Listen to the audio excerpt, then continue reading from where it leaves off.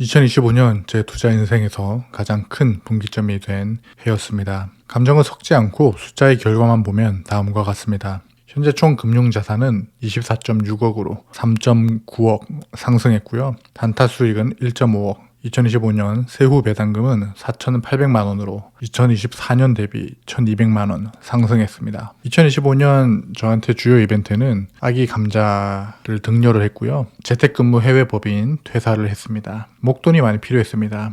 이사가 있었고 차량 구매도 있었고요. 증여도 집행했습니다. 겉보기엔 금융자산은 늘고 배당도 역대 최고를 찍었습니다.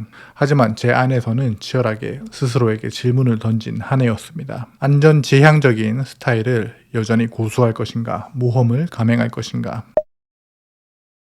올해 배당금은 세후 4,800만 원이었습니다. 월 평균 400만 원의 현금 흐름입니다. 2018년 한 해 동안 22만 원의 배당을 받았던 때를 생각하면 감개무량한 숫자입니다. 제가 받은 이 현금 흐름은 6개월 된 아기 감자의 예방접종을 하러 가면서도 6퇴 후 마비노기 모바일 게임을 하거나 넷플릭스에서 기묘한 이야기를 보면서도 가족 구성원 중 누구도 직장에 다니지 않으면서도 유튜브와 블로그, 스레드를 하면서도 심리적 안정감을 유지하게 해준 산소 호흡기였습니다. 배당 성장 ETF에 비중을 많이 둔 덕에 들쭉날쭉하지 않고 우상향하기 때문입니다. 하지만 역설적인 상황이었습니다. 이 안정감이 저를 앞으로 나아가지 못하게 했습니다. 자산 규모가 커질수록 배당 ETF만으로는 자산 증식 속도가 느렸고 다음 레벨로 가는 계단이 멀고 길어 보였습니다. 특히 부동산 매수 실패와 서울 전 지역 토호제와 대출 규제로 갈 곳 잃은 부동산 자금으로 뭐라도 해야 했습니다. 그래서 저는 성장주에 조금 더 집중했습니다. 한 종목에 5천만 원 이상 들어간 것은 팔란티어가 처음이었고 다른 계좌에서도 지속적으로 적립식 매수를 진행했습니다. 적립식 투자는 수익률을 떨어뜨리지만 부는 지분이니까 계속 모아나갔습니다. QQQ와 QLD를 모았습니다. 변동성이 커질 때마다 QQQ를 매도하고 QLD와 TQQQ를 매수했습니다. 그러다 장이 안정되면 TQQQ는 QLD나 QQQM으로 변환했습니다. QLD와 TQQQ 정도는 레버리지라기보다는 부스터에 가깝다는 느낌이었습니다. 물론 이건 상승장 기준이죠. 이렇게 성장주에 조금 더 집중하게 된 것은 세금 때문입니다. 해외 주식 양도소득세는 22%입니다. 2025년 부동산 양도세 38%를 맞아보고 세금으로 8,500만 원을 내보니 22%가 얼마나 저렴한지 알게 되었습니다. 또한 근로소득을 맥스로 높이면 49%까지 세금이 올라가고 배당 소득도 연 2천만 원 이상 받으면 금융소득 종합과세자가 되어 고소득자와 같은 고세율 구간에 들어갑니다. 그래서 법인으로 소득 명의를 분산하는 등 일부 해지했지만 SCHD 등으로 배당 소득이 지속적으로 늘어나기 때문에 미래의 과세 표준 고세율 구간을 염두에 둬야 했습니다. 반면 자본 차익은 22%로 끝입니다. 1억 10억, 50억을 벌어도 22%로 끝납니다. 그리고 팔지 않으면 과세 이연되죠. 이렇게 생각하니 자본 차익의 매력은 저에게 다른 의미로 다가왔습니다.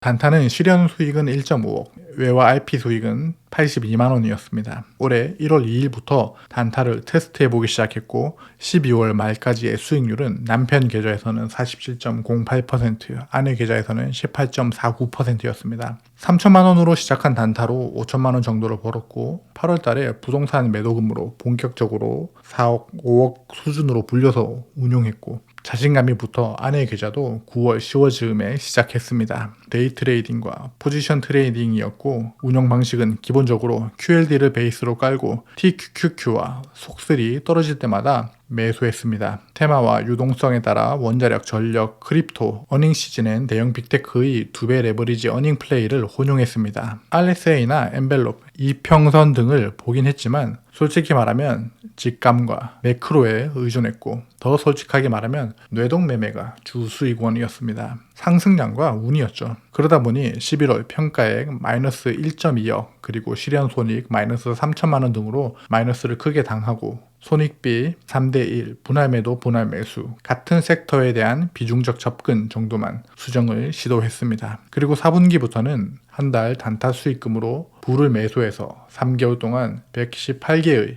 부의 지분을 모았습니다. 단타 공격으로 벌어서 수비 부로 잠그는 전략이었습니다. 축구에 비유하면 1점 내고 침대 축구를 한 셈입니다. 그리고 경험해보니 단타 계좌는 확실히 배당 투자나 지수 추종 ETF에 투자하는 것보다 많이 신경 쓰였습니다. 신경 써봤자 수익률 0.1%도 올리지 못하는데 하락과 상승에 제 더듬이가 끌려가듯이 감정적 매몰도 있었습니다. 경험하신 분들은 아시겠지만 단타는 삶의 일부분이 잠식당하는 느낌이 분명 있었습니다. 개인적으로 썩 좋은 기분은 아니었습니다. 그리고 단타 수익 중 8,500만 원은 부동산 양도세로 날아가서 실제로는 절반 정도의 수익만 자산에 더해진 셈입니다. 현상감자의 금융자산 2025년 수익률은 18.81%였습니다. S&P 500보다 2.41%를 상회했고 나스닥 100보단 마이너스 1.55% 하회로 마감했습니다. 단타, 액티브, 패시브 계좌로 구분해서 보면 아래와 같습니다. 단타가 전체 수익금의 36%를 담당했고 공격수를 담당했으며 시장 지수보다 알파 창출을 했습니다. 남편 액티브 계좌가 29.62%로 높은 수익률을 기록하며 허리 역할을 튼튼히 했습니다. 패시브도 9에서 10%의 수익률을 기록했습니다. 안정적인 패시브 자산이 큰 비중을 차지해서 변동성을 줄여주는 동시에 상대적으로 적은 비중의 단타, 액티브 자산이 괜찮은 수익률을 내면서 안정성과 수익률을 챙긴 한 해였습니다. 그러나 반성할 것도 많았습니다.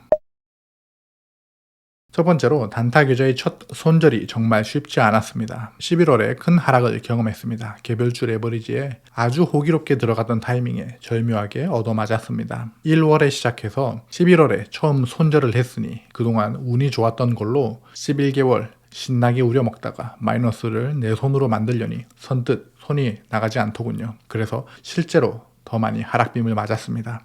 마이너스 20%, 마이너스 30%에서 끝날 걸 마이너스 50%까지 가서 손절한 종목들이 많았습니다. 두 번째로 패시브 계좌 수익률이 형편없었습니다. 제 전체 포트에서 30%를 차지하는 SCHD의 수익률이 아주 형편없었기 때문입니다. PR로는 플러스 0.62%로 2025년 한 해 동안 주가는 거의 제자리 걸음을 하며 횡보했습니다. TR 수익률 배당 재투자 수익률로는 플러스 4.33%였습니다. 정말로 예적금만한 수익률을 기록했습니다. 주가가 제자리일 것 같으면 배당 성장이라도 10% 할 것이지 배당 성장도 5%대에 머물러서 아쉬웠습니다. 그래서 이번에 느낀 점은 주가 성장이 없다면 배당 성장도 의심을 해봐야 된다. 그리고 ETF도 예외는 아니다 라는 것을 느꼈습니다. 2026년에도 SCHD의 주가가 부진하다면 SCHD의 배당금으로 배당 재투자를 하되 DGR-O, DGR-W, 비익도 고려해 봐야겠습니다. 세 번째로는 연금 투자를 너무 소홀히 했습니다. IRP, ISA 연금저축펀드는 합쳐서 13%의 수익률을 기록했습니다. 제 연금 계좌의 대부분이 S&P와 나스닥에 투자되어 있기 때문에 수익률도 16%에서 20% 전후가 되어야지만 13%에 그쳤습니다. 이유는 적립식 투자이기도 했지만 퇴사, 출산, 이사 때문에 현금 유동성에 쿠션을 주고자 잠시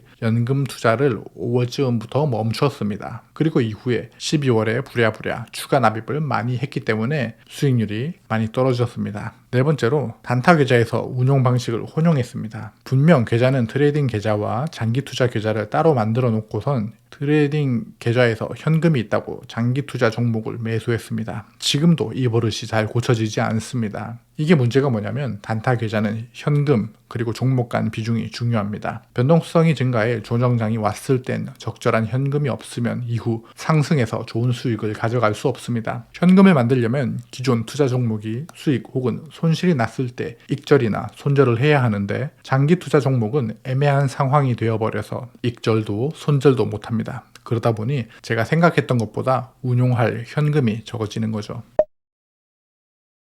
2026년 투자 계획은 이렇습니다. 상황에 따라 바뀔 수는 있지만 계획은 이렇습니다. 단타 계좌에선 2025년엔 수익금 전액을 부로 변환했고 2026년은 수익금을 3등분할 예정입니다. 부, 연금 투자, 단타 원금 추가 정도로 3분의 1씩 분할해 활용할 예정입니다. 연금 계좌는 월급과 단타 계좌 수익 중 일부로 가급적 빨리 풀로 채울 계획입니다. 특히 작년 12월 말에 세액 공제 안 되는 연금저축펀드도 개설했고 올해는 아내 것도 개설해 둘 다 추가로 채울 계획입니다. 법인 계좌에서는 단타를 일부 할 계획입니다. 가세 표준 구간 2억이 넘지 않는 한도 내에서요. 그러기 위해선 법인 계좌도 하나 새로 파야 할 듯 합니다. 그리고 고배당주는 줄이고 배당 투자는 유지할 예정입니다. GPQ와 GPQ는 이미 1000주에서 800주로 줄였습니다. 법인 사업 소득에 따라 추가로 줄일 수도 있고 법인에서 투자하던 걸 매도하고 개인에서 일부 배당주를 매도할 수도 있습니다. 다만 배당주에 투자하더라도 고배당주는 지양하고 배당 성장주를 매도할 계획입니다.